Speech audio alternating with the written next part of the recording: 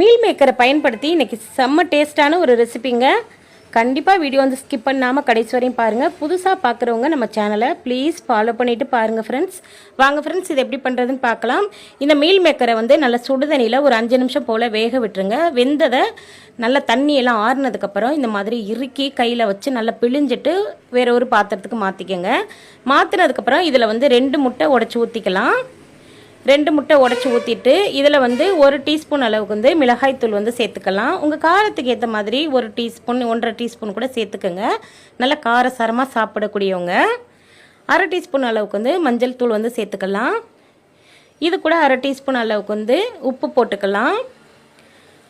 1 teaspoon அளவுக்கு வந்து மிளகுத்தூள் வந்து சேர்த்துக்கோங்க. மிளகுத்தூள் சேர்க்க விருப்பம் இல்லாதவங்க கரம் மசாலா கூட சேர்த்துக்கலாம். ரொம்ப டேஸ்ட்டாகவும் வாசனையாகவும் இருக்கும். இதை வந்து ஒரு ஸ்பூன் வச்சு நல்லா கலந்துடுங்க. முட்டை கூட இந்த மசாலாவும் இந்த மீல் மேக்கரும் நல்லா கலந்து விடுங்க. இது போல் நல்லா கலந்துட்டு இதை வந்து ஒரு 10 நிமிஷத்துக்கு ஊற விடுங்க. அந்த மீல் மேக்கரில் மசாலாவெல்லாம் நல்லா ஒட்டி பிடிச்சிக்கிட்டு சாப்பிட்றதுக்கு நல்லா காரசாரமாக நல்லா டேஸ்ட்டாக இருக்கும். இது போல் நல்லா கலந்து விட்டுருங்க. எப்போவுமே நீங்கள் வந்து சப்பாத்திக்கு கிரேவி வச்சுருப்பீங்க, 65 பண்ணியிருப்பீங்க. ஒரு தடவை மட்டும் இந்த மாதிரி ட்ரை பண்ணி பாருங்கள். இப்போ ஒரு கடாயை எடுத்து வச்சுக்கோங்க. அதில் வந்து 1 டேபிள் ஸ்பூன் அளவுக்கு வந்து எண்ணெய் ஊற்றிக்கலாம். எண்ணெய் நல்லா சூடானதுக்கப்புறம் 10 நிமிஷத்துக்கு ஊற விட்ட இந்த மீல் மேக்கரை வந்து அப்படியே டைரெக்டாக வந்து சேர்த்துக்கோங்க. சேர்த்ததுக்கப்புறம் நல்லா ஹையில் வச்சுக்கிட்டே நல்லா கரண்டி வச்சு நல்லா கிண்டி விடுங்க. அதில் சேர்த்துருக்கக்கூடிய முட்டை வந்து நல்லா சுருண்டு நல்லா வதங்கட்டும். முட்டை சேர்த்து செய்யும்போது நல்ல ஒரு டேஸ்ட்டாக இருக்கும். குழந்தைங்கள்லாம் ஸ்நாக்ஸ் கேட்டால் இந்த பக்குவத்தில் கூட செஞ்சு கொடுங்க. நல்லா சாப்பிட்றதுக்கு நல்லா இருக்கும். காரசாரமாகவும் நல்லா டேஸ்ட்டாகவும் இருக்கும். முட்டை கூட நல்லா கலந்ததுக்கப்புறம் இதை வந்து வேறு ஒரு பாத்திரத்துக்கு மாற்றிக்கணும். ரொம்ப முழுமையாக வேக விட்டுற வேண்டாம்.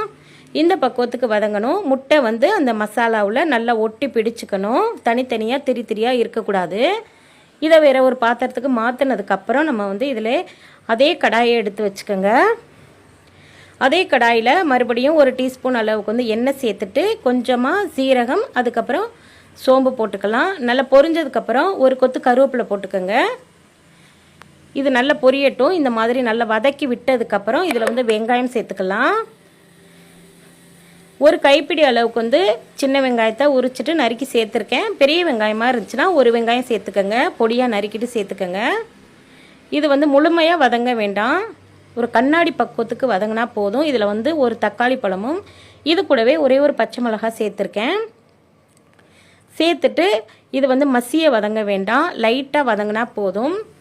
இது கூட இந்த மசாலாவுக்கு ஏற்ற மாதிரி 1/2 டீஸ்பூன் அளவுக்கு வந்து உப்பு போட்டுக்கலாம். உப்பு போட்டுட்டு நல்லா வதக்கி விடுங்க. வதக்கி விட்டதுக்கப்புறம் நம்ம வந்து ஆல்ரெடி நம்ம வந்து முட்டை போட்டு கிண்டி வச்சுருக்கோம் இல்லையா மீல் மேக்கரு, அதை வந்து இந்த மசாலாவில் வந்து சேர்க்கணும். மசாலா பாருங்கள், இந்த பக்குவத்துக்கு வதக்குனா போதும். இதை மறுபடியும் நம்ம நல்லா வதக்கி விட்டுற வேண்டியதான்.